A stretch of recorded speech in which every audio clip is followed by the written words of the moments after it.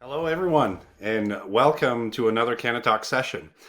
I want to take a quick second to thank CANNA for organizing these events and being leaders in educating, supporting, and developing our industry. A little bit of housekeeping before we get going. This is an interactive session, so we strongly encourage participants to submit questions, and we will take these questions as the conversation is going on, so not just at the end. So feel free to send some questions along. You should see a Q&A box just below your screen where you can punch in your questions. We'll get them and get to them. Otherwise, if you're watching in full screen mode, you can use the QR app on the right-hand corner, scan that with your mobile device, and ask the questions through your mobile. And today, we brought some industry leaders to discuss aligning pricing expectations with market demand. So navigating the cannabis supply chain is quite complex, and there are multiple stakeholders, each with their own needs and expectations. So cultivators, processors, brokers, retailers, we all have to work together in order to deliver the expectations of our consumers. That's the end goal, right? So no further ado, introduce my fine panelists here. We have first Katy Perry. She is the CEO of Toke Cannabis. With roots stemming from the legacy market and dispensary era, Toke Cannabis provides premium cannabis products, serving Ontario customers both in stores and through delivery. Next, we have Shannon Kloet, partner at Tamerlane Global. Tamerlane Global is your source for international cannabis, backed by quality verification and dedicated customer service team at your side. And last but not least, Aaron Anderson. He's the VP at Tricanna Industries. They're located in BC. Tricanna is an ideal processor partner for cultivators, processors, and brands looking to take their product to market. All right, let's get into this conversation. So before we go into these expectations of the various levels, let's start by identifying these market segments before we get into pricing and planning. So market segments. So hi, Katy. Thank you for being here. Really appreciate you being here today. Can you give us just a high-level breakdown of the different market segments? And I don't need like in fine details of per SKU, but more so on like the bargain, the value, the premium segments. Kind of what do you see for volumes and or sales percentage-wise? Like just break down those three main segments, if you may. Sure, it would be my pleasure.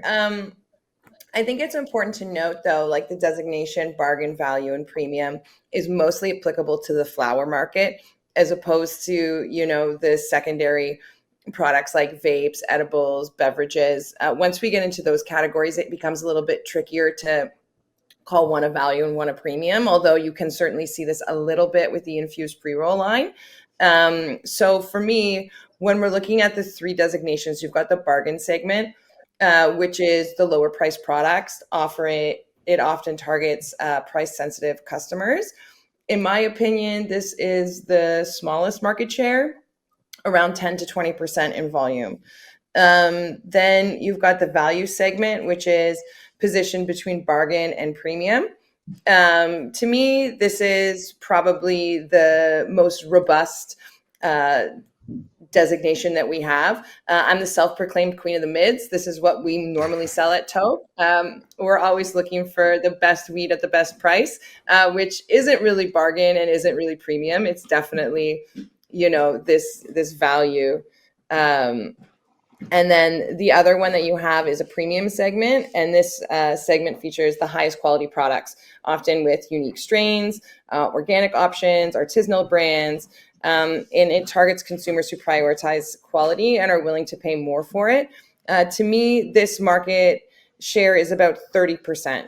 And I realized that I didn't tell you what the market share for the value segment is. That to me would be like 50% plus, really. Wow. Mm-hmm. Mm-hmm. Thank you. I'm surprised, but not surprised. I'm a little surprised on the breakdown of the value and premium. I'm sure Aaron, I've had lots of conversation with him offline. He'll have a comment on that. But before we get into the processing, I just kind of want to throw it, and thank you, Katy. Really appreciate that. I want to throw it to Shannon. So Shannon, thank you for being here today. A little funny that we're sitting on opposite sides of the microphone, Mhm. considering our relationship. But from a wholesale perspective, so we've talked about the retail. So on the wholesale perspective, kind of similar questions. What do you see as consistent volumes, and can you elaborate on these kind of same markets and what you see on the B2B wholesale market, whether it's Canadian or international? Probably keep it mostly Canadian, but you can add some international comments if Sure. you want.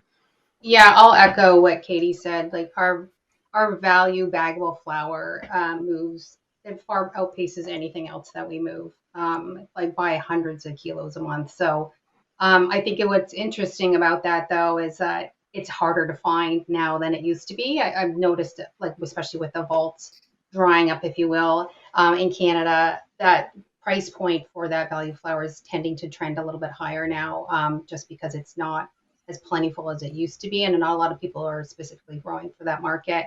But one thing we are seeing too is now there's a way bigger interest in outdoor flower to supplement those empty vaults. So we're seeing a lot more buyers reaching out saying, "What do you know about outdoor flower? Who's drying it? What's available?" So I'd say that's Very probably, but interesting. definitely baggable flower is huge. I mean, pre-roll material too, but baggable flower is huge too. So similar to Katy, Queen of the Mids, that seems to be the trend. Is the mids, the big volume for mids? Are you seeing the same trends internationally? Is it happening as fast, or It's coming. We're starting to get large buyers in Germany and a few in Australia that are looking to get that price point down to that value brand price point, to bring flour into that market now. So I think as those markets mature, they seem to be more maturing at a faster pace than Canada did, but they're starting to see ask for large volumes of value flour. Sorry.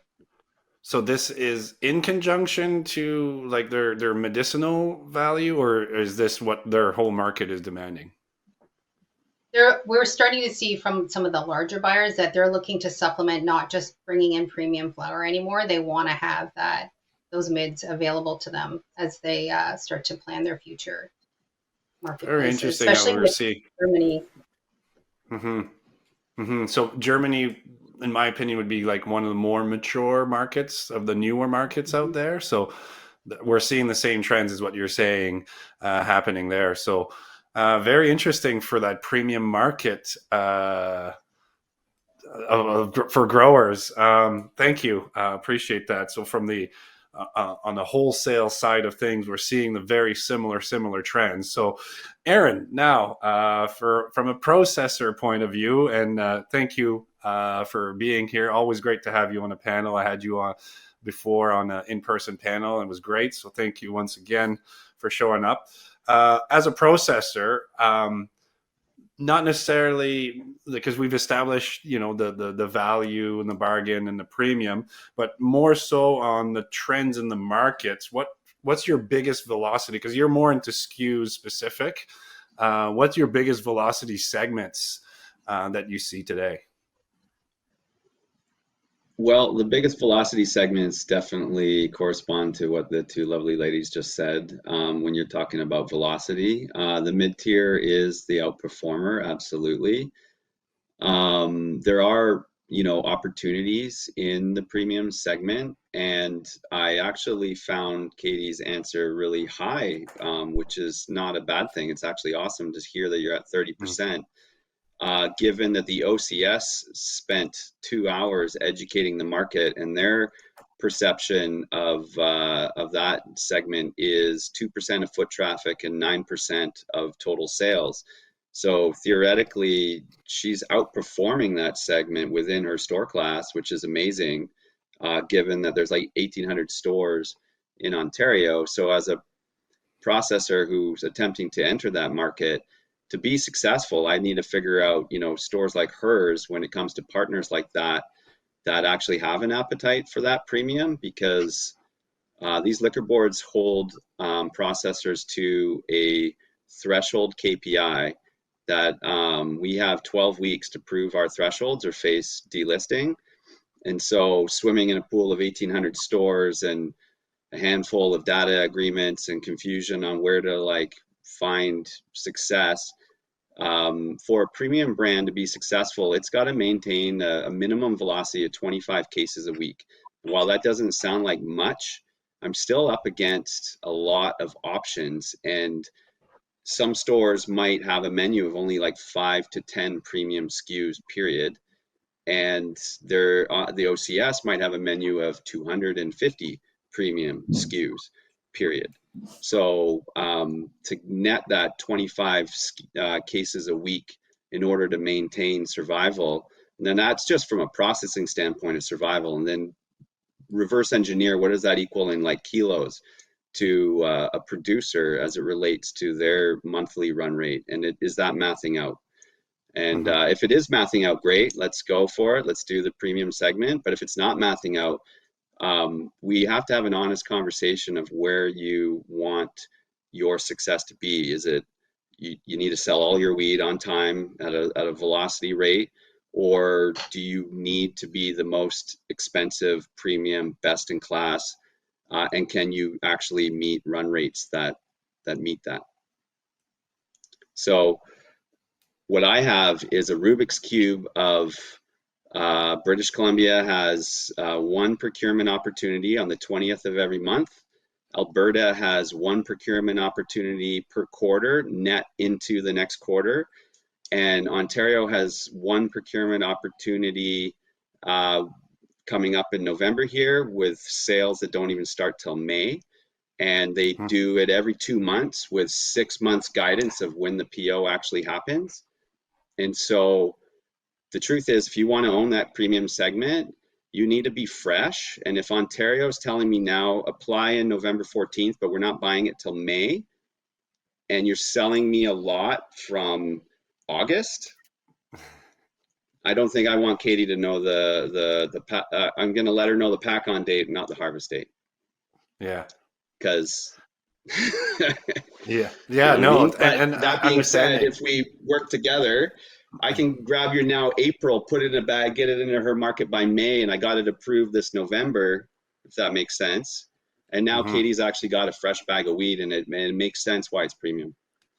But that's production planning. Like, yes. I want to get back to that later on the question, but yeah. Sure. So but that relays into like where the points, pricing expectations come from, right? Because like Correct. in the end of the day, age is going to age it out. So it might have been beautiful the day you trimmed it, the first day from that it's in your vault. It's probably the best it's ever been. But the longer it lives there, the more it goes down that value chain. So I love the fact that panelists don't always agree, and it's fantastic. So Katy, Aaron highlighted that your premium market is quite a bit higher than what the numbers are showing from the OCS and whatnot. What do you think attributes to that? Like, what are you guys doing something different? Is it your client service, your consumer service? Like, how are you able to get that level of velocity for premium? Do you do something different than other? I'm not totally sure, to be honest with you. I've been selling weed for a very long time, and I just have a knack for it. And especially, my customers, a lot of them have been shopping with me since pre-legalization, since legacy days. And so they just have a trust for me, and if I put something on the menu and it's priced very high, I always say, like, you probably will need less of it to, get the desired effects, and you'll probably use less of it to maintain the desired effects. So I think, like, with my consumer base, anybody who can afford the premium, they will buy the premium. And it's really for those people buying those mids. It's not that they don't want the higher quality products. Like, who doesn't want, the Simply Bears and the Black Markets of the world, right? It's a fantastic product. They're just sort of priced out of the market. And so I don't know, like, I have a lot of repeat customers. I have a lot of people come back. They'll try the weed. They trust me. With the premium products, I like to rotate them in and out very frequently. I don't like to keep the same one on the shelf for a long period of time. And so I think people just like a little bit of variety, and they trust me, and they trust the Toke team, and they are willing to shell out a couple of bucks. Reputation. So that's great. You have a great reputation. Aaron, sorry, you're waving. You got something else to add? Yeah, I was it because that's triggering other elements. So because as a sales guy maintaining velocities, she just said something that I mean she's allowed to run her store how she needs to, right? It makes sense, but that is another catch on the premium segment is the brand loyalty isn't as high in the flower segment of premium. They are loyal to a breadth of brands, but they rotate through it. And so if I'm to Mm-hmm. maintain that weekly threshold, Katy's like, okay, we're going to put it on your store. She sells a case of each, and then she moves on to a competitor of mine. Now I'm still scrambling to figure out how to maintain those run rates because Yeah. I need obviously to meet a certain threshold so I don't get delisted. And again, Mm-hmm. she might come back to the product, but um, she's doing what's best for her stores and her customers, which is flirting with all of the other awesome products in that segment.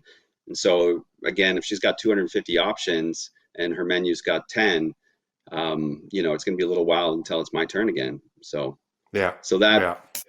goes into where and my safety zone is back to that mid tier because it'll move more units and it might live on that menu longer.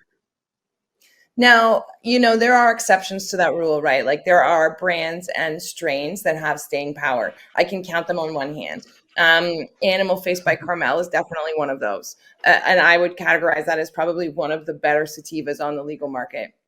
We carry it in almost every single designation that it's available in, from the 510 to the 3-pack of joints to the 12-pack of joints to the half ounce to the half quarter. It's all across the board and it's constant. And they do have that following of customers who that's all they want to smoke. They're not willing to try anything else. Mm-hmm. So, we are starting to see consumers um, become more loyal to a strain as opposed to even just a brand. Like they're looking for that Animal Face by Carmel, or even if they see a different Animal Face, they might even try it. But Mm-hmm. that was something that I didn't see 2 years ago in the market at all. And so it's sort of interesting to watch it develop on a grassroots level, and watch people sort of develop that um, preference point for specific strains. That's awesome. And you kind of given me a good segue to your next question, Katy. But I just want to acknowledge a question from the audience. It's not really a question I'm going to pose to the panel per se, but what are we doing to curb the illegal market in stores? Everyone's talking about to sell weed at get fair market price when the market's about to crash. So this is not really this part of the conversation. What I can comment on that is that what we need to do as in our legal industry is to keep trying to reach our consumers' expectations, because obviously the people that are going to the black market or the illegal market, we're not meeting the expectations in our industry. So whether that's pricing or quality or availability or what it is, there's that disconnect there. Unless somebody has something really big to say about that part, I'll move on to the next questions right away. Well, I don't All think right. there's anything any of us Yeah. can really do to curb the black market in our stores. Like we obviously don't want them there. They're our competition. They are a Yeah. thorn in our sides. We want them to go away, but like I can't stop them. I can't have enforcement come in and shut them down. All we can do is keep just saying like we're tested, we're lab tested, we're grown in controlled environments. We know where this stuff comes from, but I mean, we're definitely playing at a disadvantage. There's nothing we can really do Yeah. to stop it. Yeah. I agree. I agree with that. So, okay. Now we've talked about the market trends. We've kind of established that market trends and the market demands from the various levels from all three of you guys. So how does this all correlate to cultivators? So Katy, you were talking about brand and brand loyalty, and Aaron mentioned that too. So the recent report from the OCS states that brand loyalty is stronger with 2.0 products. You just said that compared to dry flower category. So obviously you agree with this, but what drives this brand loyalty? You mentioned Carmel quickly. Is it the consistency? Is it the quality? Is it the packaging? What is people are drawn to brand loyalty? And you can bring into the 2.0 products as well there. Well, I think like really at the end of the day, it's consistency, right? Like, and that's in my opinion, one of the biggest impediments we face in the cannabis industry is this is just farming, right? And so sometimes you have good crops and sometimes you have bad crops. And if, as a consumer, it's confusing, right? Like one time you buy a product and it's 10 out of 10, and the next time you buy the same product and it's 6 out of 10. And they usually won't come back to that product once they've had that 6 out of 10 experience, especially in that premium category, if that's what they're looking for. The premium category definitely has it the hardest because their quality has to match the price that it's advertised to. And I think really at the end of the day, that's what drives brand loyalty. Are you getting what you pay for consistently? Can Shannon? I just say something? I think what this industry is lacking too is just some kind of semblance of standards, so that when you are pricing something at a premium category, it better be at that category. Because we all know there's been products that have ended up in a premium price point that certainly aren't premium. So having a set of standards to work from that everyone can agree to. I know it's a challenging industry to impose those on, but it's something that I think that's lacking. And I think it'll start to change the price points that are available when people can actually hit those markers that are agreed to as quality. So that's kind of adding to Katy's comment about consistency, right? So if you have quote unquote a graded product that it's supposed to be a 9 out of 10, let's say that fits in that SKU, if you grow it and you miss the boat and it's a 6 out of 10, it technically should not go in because you're killing your brand is what I'm hearing from you guys, right? So consistency. Sorry, I was going to say we've done consumers a disservice by not having some kind of standards, because burn me once, burn me twice. Like, how many times am I going to keep trying premium products at this price point when they're not consistently good? So I'm not saying that they're all like that, but there are bad actors that end up in that category that shouldn't be there. And I want to consider myself the person that does hunt for premium product and all that, but I also will put myself in the category that I'm probably the snootiest consumer when it comes to that, because I think the premium growers are very, very picky, and that's where most of the complaints would come from, in my opinion, compared to your Coors Light consumers, let's call it, right? They know they're getting their Coors Light and there's no issues and it's the same thing. So so Shannon, to keep going on this, how does this all correlate to cultivators? What are some of the misconceptions that cultivators have when trying to enter the wholesale market? Because we're speaking with you as a broker. So what are these misconceptions that these cultivators may have? I think a lot of it's a lack of planning or understanding how the whole supply chain works. I think too, this notion that you always have to grow a premium product, like we've all talked about, like the velocity of sales is in that mid-range right now, and knowing those market segments and being able to tailor your grow to that. Like as in a wine analogy, like there's $100 bottles of wine on the shelf, but there's also pretty good wine at 25 bucks. So like you're going to sell a lot more $25 wine than you are going to sell a $100 bottle of wine. Yeah, I might buy one once in a while, but that's not going to be my like weekly occurrence, right? So like understanding that your weed's only as good as what the market can bear. And like it might be fireweed in your opinion, and I'm sure it is, but it's only as good as what that market segment can tolerate as far as price points go. So I think there's a little bit of a disconnect there for sure. So misconception so from the cultivator's point of view, maybe not as fully in tune with the market demand. Are we all trying as cultivators to grow the same thing and then hoping for the best? Is that kind of still happening? I think so. I think there's a lot of like grow it and they will come sort of ideology. Like, I mean, Walmart makes money. I mean, not that you want to have like poor quality weed. No one's saying that, but like Walmart makes money, and that's like, so to like work towards like that mid market market segment where you know the velocity of sales is huge. Why wouldn't you focus at least part of your portfolio on that? Mm-hmm. And I want to just emphasize a little bit. I like saying bargain value premium, but I don't like saying lower quality, because lower quality is in the eye of the beholder. The quality aspect is in the eye of the beholder. If the person wants to buy $25 eighth or 3.5, he knows what he's buying. You know what I mean? They know that that there's a $45 eighth on the shelf as well.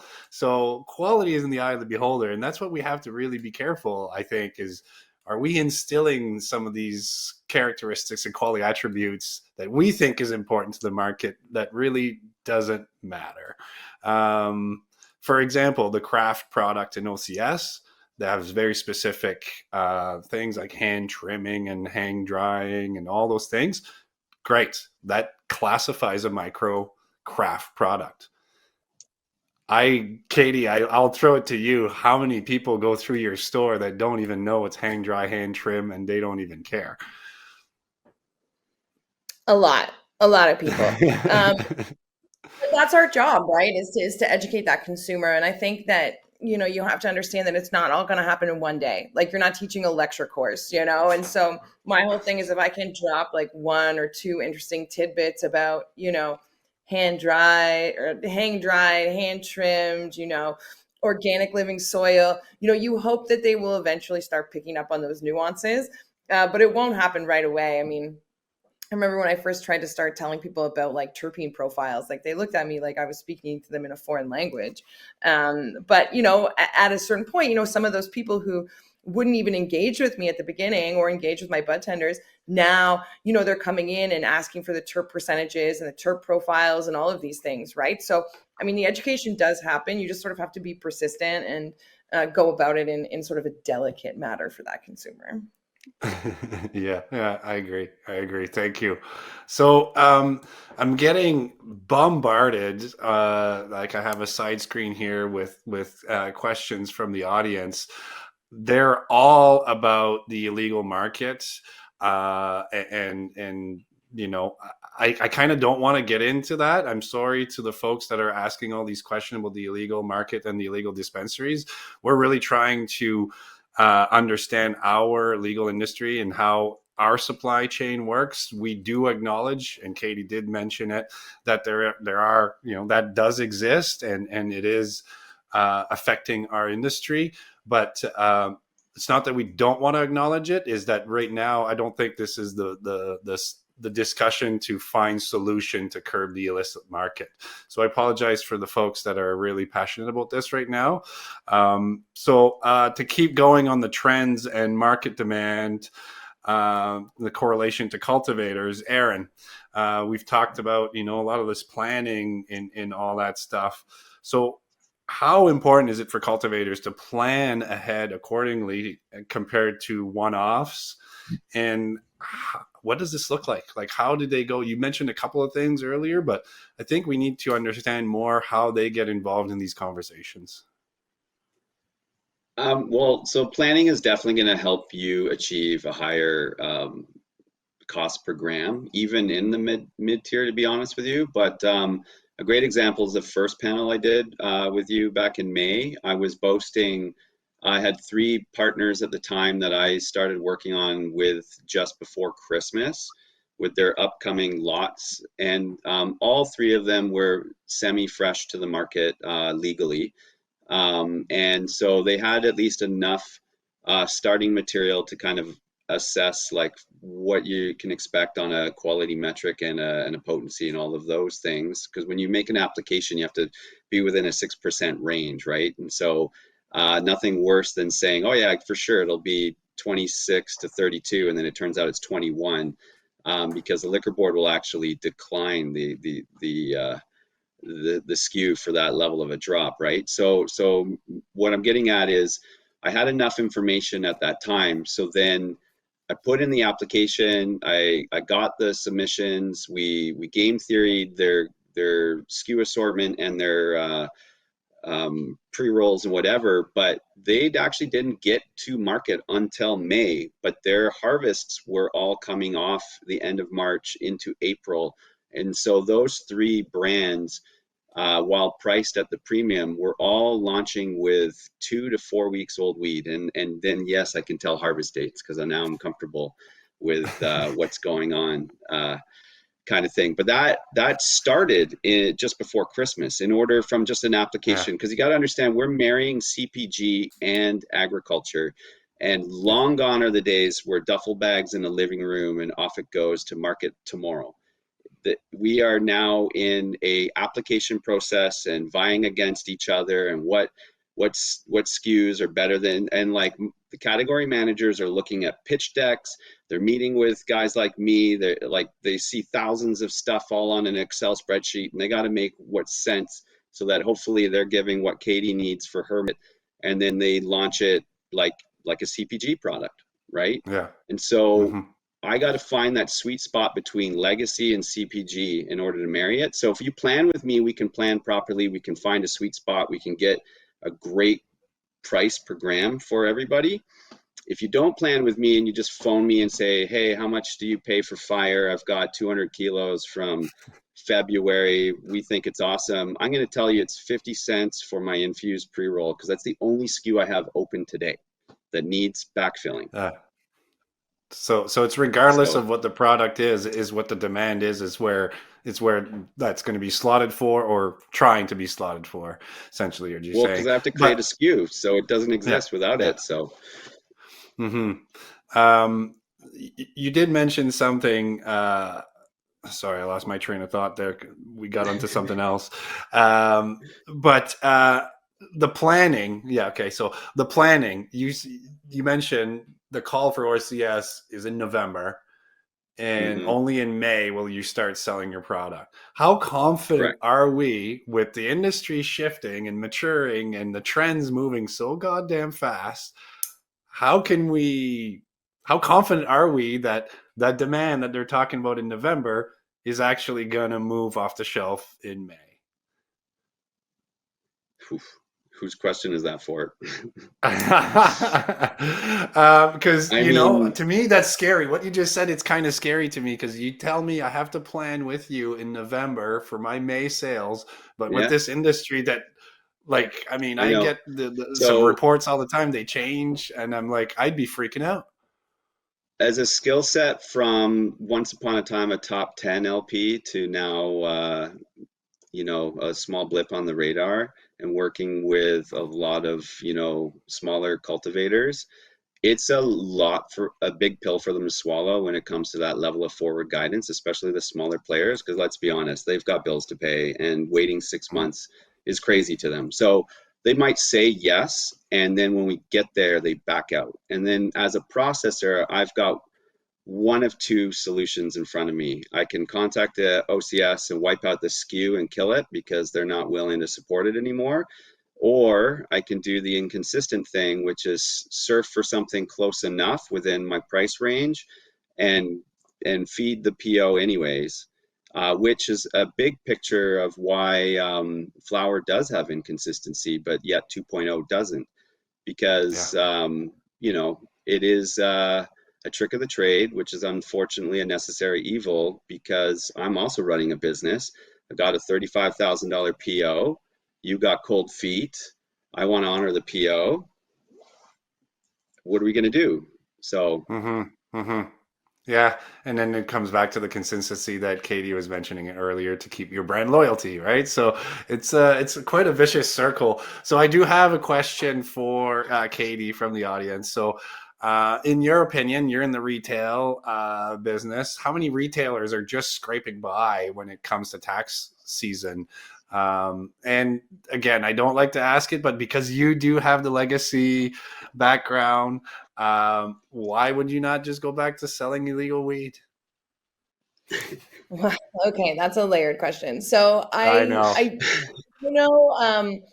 I don't know if tax season per se is the greatest marker for who's just scraping by, because I think most retailers, maybe not most, but I know for me, like, I have to do my taxes every month. Like, I don't have like a season where we do it. And I know, like, with the producers, you guys have excise tax, which makes it a little bit more complicated.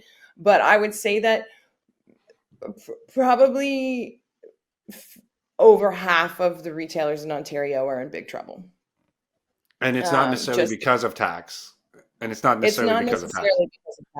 I mean, like, look, like, if there was huge tax reform in the industry, would we see a difference in all the layers, from production all the way to retail? Of course. I mean, the taxes strangulating us. But I wouldn't say that that's necessarily the thing that is killing all the retailers. I think oversaturation is a huge one. I think the low margins is another one. I think the data deals that the huge corporations did at the beginning were a big one. So I think there's like a lot of different factors that contribute to the retailers not doing well.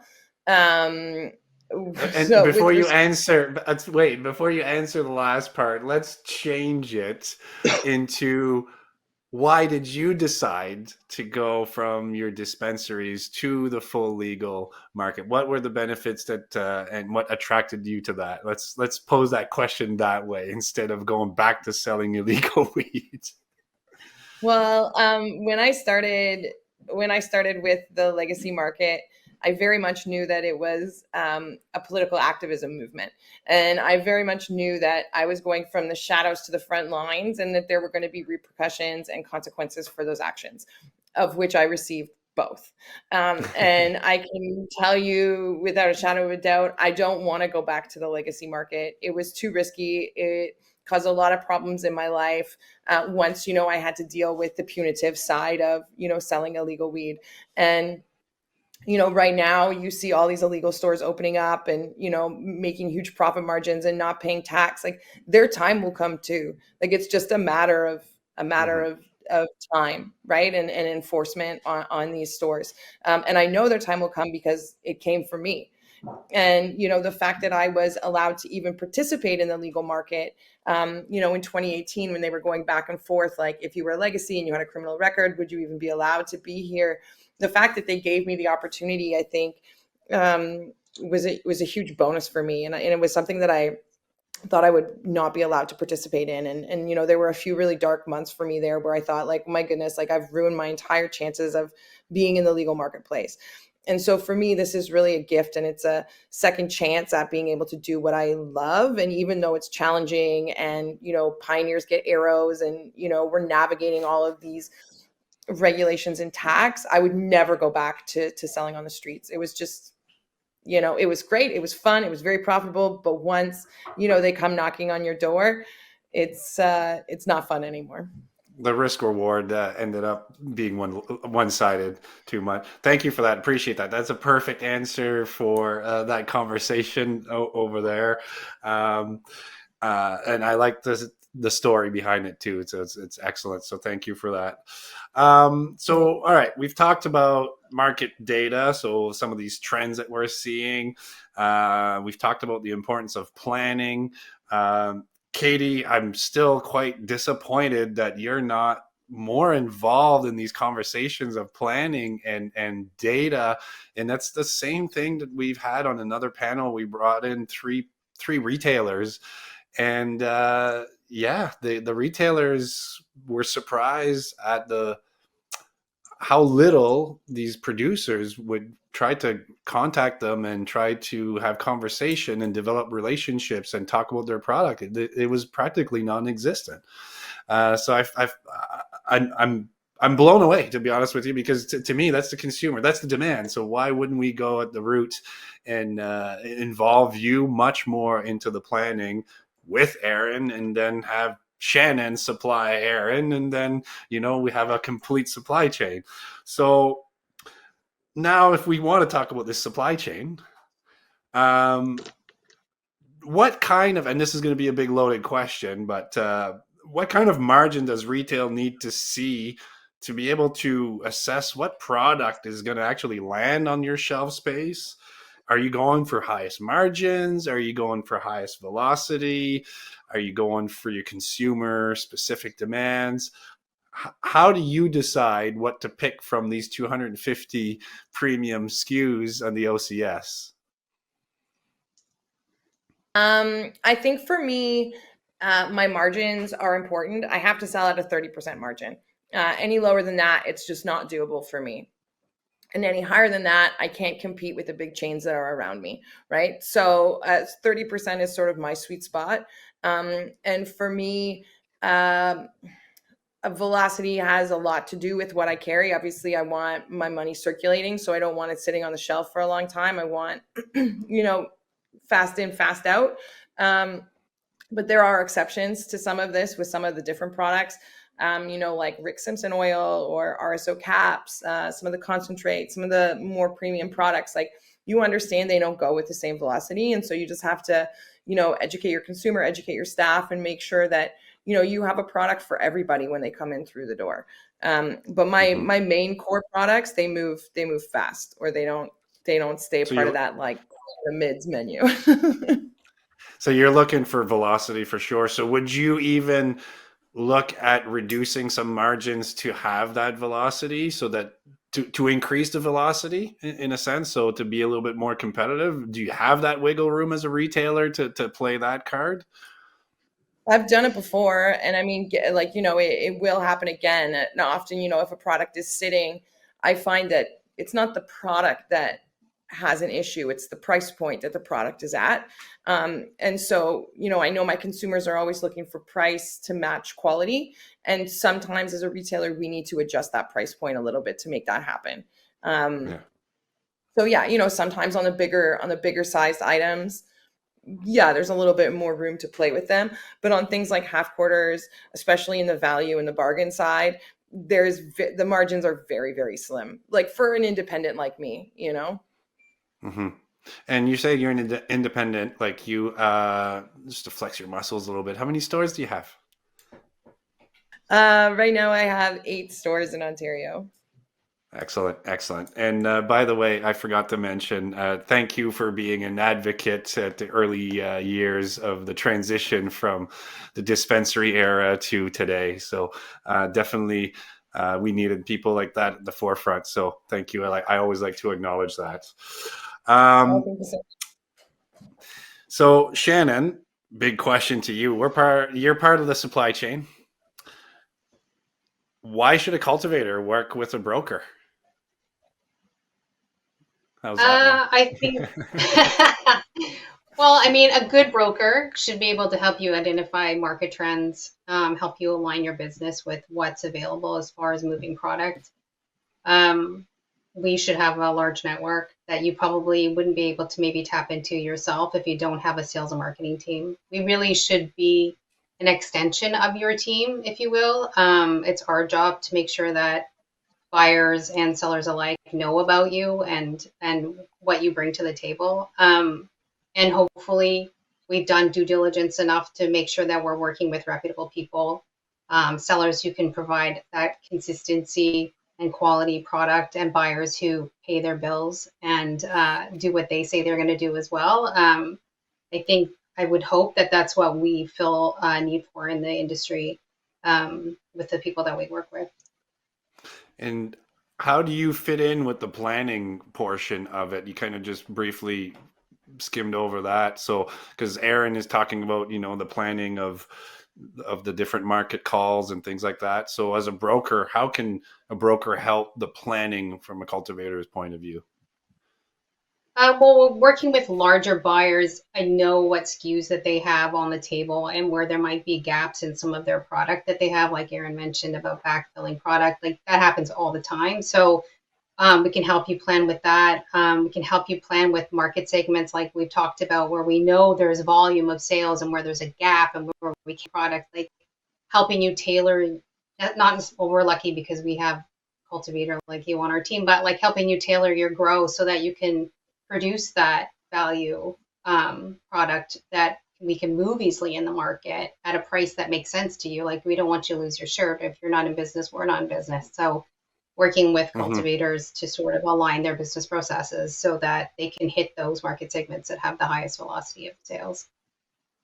So, in short, another resource for cultivators to get market data and some proper planning if they speak with the right brokers and they have the right support. I know what you're saying. Exactly. So, Aaron, uh, this is a biggie, and I know you kind of didn't want to talk about that, but I kind of have to. We don't have to put dollar amounts specifically, but what do you want cultivators to know about pricing expectations? Um, yeah, let's start with that one. Like, what's the big message for pricing expectations today, and maybe what to look for? Well, in domestic sales, it's going to be lower than you expect it to be for reality. But I mean, I deal with a lot of what I call passion pricing. A lot of individuals will spend a lot of energy educating me why they still think it's valuable, but they missed on potency, or they missed on bud structure, or it's a little older than they wanted, but they're still trying to fleece it out. And so they give me a lot of like excessive information around other things, or quantify their 20 years and the growing lifestyle or whatever. And so I coined that as passion pricing, because ultimately they're trying to add a premium to something that's not correlated to what's in front of me right here, right now. So the first thing I prefer to do is not even talk price. If I haven't met you yet and you're talking to me and you're considering engaging with us as a business partner, I actually want you to just ship me some samples. I want to assess it. And then I want to look at what your run rates are, what your cultivation ability is, what your SKU breadth is. And I want to then figure out which of these these procurement cycles coming up make the most sense, and then kind of math out where I think it can go. And then, believe it or not, I actually have to call the liquor boards themselves, engage with the category managers, give them like a soft pitch, see where their temperature is at, and then come back to you and say, this is what I think where we can win an opportunity to get you 2 SKUs, 4 SKUs, 6 SKUs, whatever. And so the ones that are really passionate, they correlate price, passion, and ego a little high, and that becomes a really difficult conversation. But the ones that are like, okay, I'm humble, like you did all this due diligence, we did all this work, I offered to the liquor board at this price, they recommended this price. That recommendation is literally an 85% chance that it'll get approved if you just do as they and why are they coming to that price? Because they have all the data. They're not coming to that price because they're trying to thumb everybody. They're looking at their own sales data and they're communicating their version of trends. And so ultimately, believe it or not, the liquor board is a partner in this process. And so everybody's got their inefficiencies. We can point fingers all day long, but they are a partner and they're a key part of success. Because if I can't get through the liquor board, Katy doesn't even know I exist. So yeah. you know, That kind of surprises me. So, okay, what's the one thing you would want to say to cultivators from a processor side of things? It could be a repeat. It could first be a be repeat of what you humble. said. Just be Nice. humble and like, let's just do this together. Because even if I give you a price that is not, I'm not trying to offend you. I'm trying to actually work with you. It's not a play at your ego. It's literally, this is what the market's showing. This is where we think success is. And also identifying what is success. Because a smaller producer producing 20 kilos a month has a different threshold to success than a standard who has 200 kilos a month.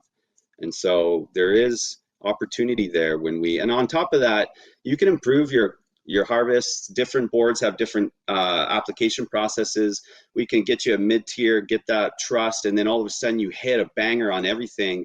It lines up with a procurement cycle, and maybe we get a higher price product in there later. But you only get one shot at a first impression. And so if we go in high and the market rejects it, you get delisted, decimated, the liquor board's going to vex you, say not interested in your stuff. You're going to start trying to bulk it to everybody, trying to get it back in there somehow.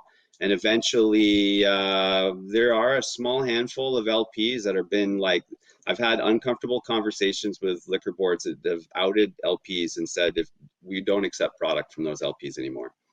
So, that's the worst case scenario, but like, that's where you can accidentally end up if we don't just be humble, work towards a common goal, and remember that the tortoise always wins. Excellent. Katy, from a retail perspective, what's the one thing you wanted to say to cultivators in regards to product flow, sales, brand, whatnot? Oh, what a weighted question. Okay. Well, first of all, I want to say thank you to the cultivators for constantly innovating and keeping up with consumer demand. Because for whatever reason, consumers always want something new and fresh. And, even if there was a SKU that slapped, they're going to come back next time and say, what's new? And I think that that's very hard for cultivators and processors to keep up with. And, to date, you guys have Yeah. done a fantastic job. So, keep that up.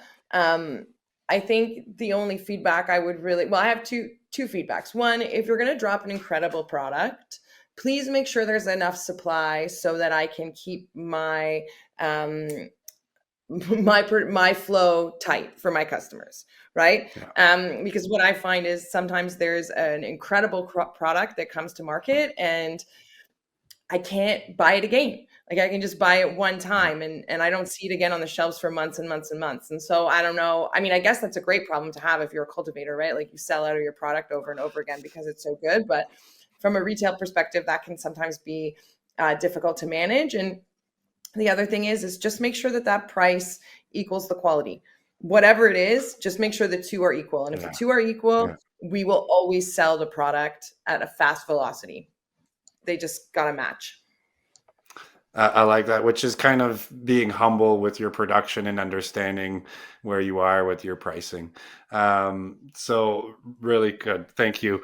So Shannon, now from a broker perspective, I know for a fact, Katy mentioned, if you run out and you can't fulfill again for that velocity need that's like pumping, that's a detriment to international transaction, I believe, because I think that's also something they're looking for is if you bring it to market and make sure you have enough. So Shannon, you can keep going on that topic, but what would you mention to what's the one thing that you want to say to cultivators to help them out in our world?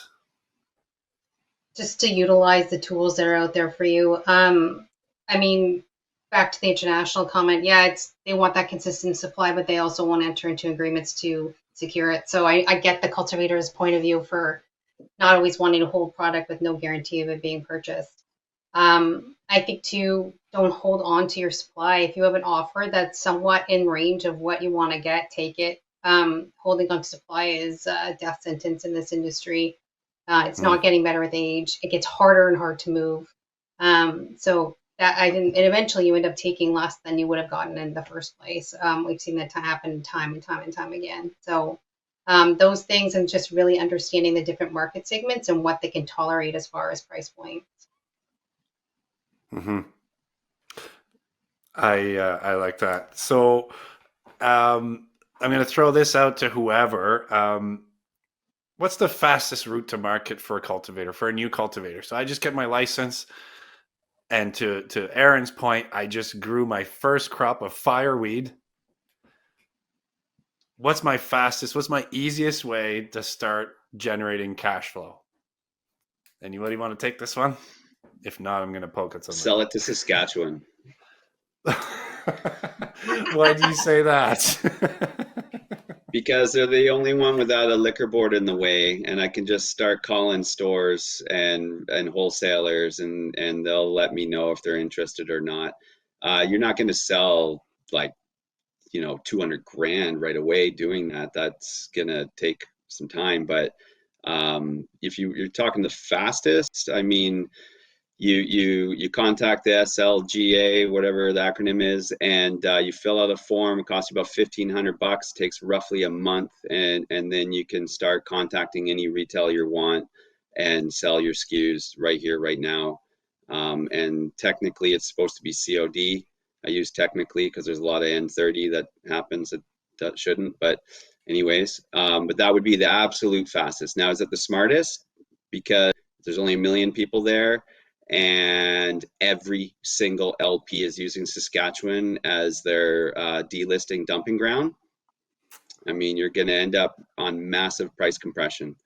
So, but Geez, it's the I thought that fastest. was New Brunswick. I thought that was New Brunswick because I live here, but I'll leave that comment New for Brunswick later. still has a middleman liquor board that is actively Does. shopping off of the delisted batch for sure. He's been very Yeah. vocal on his excitement on, oh, you didn't get accepted in OCS. I'm slicing off 20%. So Yeah, I've been there.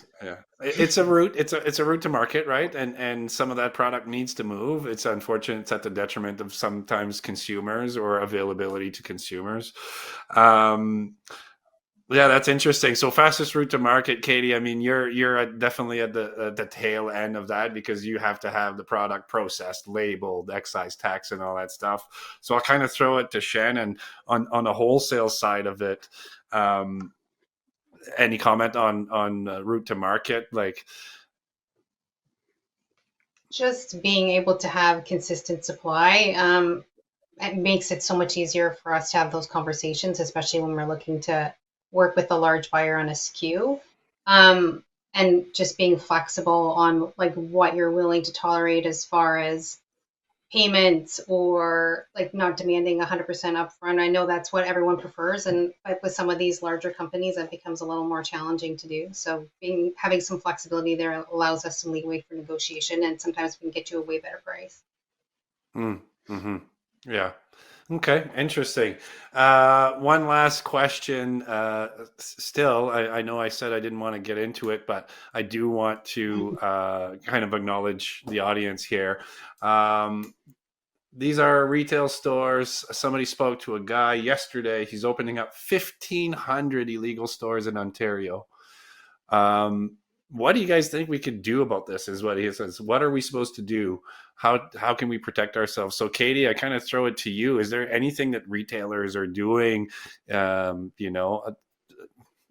not sure. I don't have an answer for that, but Like, honestly, there's nothing we can do. At the end of the day, like, we're waiting for enforcement from OPP, from bylaw. I mean, you can certainly put the shops on their radar.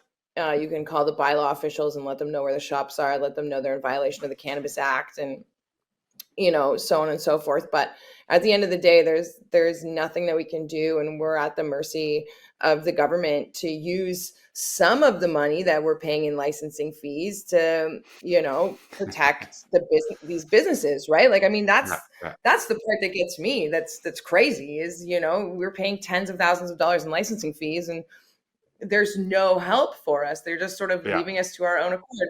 And I'm laughing. I mean, I know it's a huge problem. Two of my stores in Toronto are surrounded by illegal dispensaries. Like, my store in Bloordale has 3 illegals right around it, and my store in wow, Oakwood has 5 illegals right around it. So, I mean, do they wow, take a huge chunk out of my sales? Of course. I'm at my wit's end. Like, there's nothing I can do about it. And they've been here like this for years at this point, and yeah, they're rapidly expanding. And it seems that at this point, people like OPP is sort of starting to wake up to a little bit. You are seeing some of, the steps they're taking to stop it. You are hearing about the arrests. You are hearing about some property seizures in London. I know the hammer will drop on these stores. There's no question about it. yeah. The question is just when, and will it be soon enough to save so many of these dispensaries? Because these illegal shops will be the kill shot on those dispensaries that are just hanging on by a thread. Yeah, yeah. Thank you for that. And that's what this person is saying exactly, right? It's like, how can we get some help? Shannon, you had a point to mention quickly because Just, we're at the end of I our mean, session here. presumably not all of these illegal shops are dealing only in cash, so there needs to be some accountability to the banking system. They're complicit in this. They're allowing these payments to go through, and they know there's large volumes of payments going through, so they must be able to question exactly what these businesses are, and whether that's educational campaign that needs to go to the banking system to be like, what's the difference between legal and illegal cannabis stores? I don't know, but they're Mm, pretty good about shutting down people's accounts that are in the legal industry, so they have a pretty good idea. So I would say that there needs to be some pressure on that regard as well. excellent. Thank you. I hope we've addressed some of this illegal dispensary and illegal product It seemed to be pretty passionate in the conversation on the side. But thank you very much to our panelists today. Great conversation. I could keep going for another hour, but that's all we have for time. We have one more CANNAtalk scheduled for this year coming in November before we kick off the new season in the new year. So to stay up to date, everybody should subscribe to the CANNAtalks via canna.ca//CANNAtalk or send an email to cannatalk@canna.ca. Thank you, everybody. Thank you, the panelists, multiple times. You were great, and have yourselves a good rest of your day, everyone.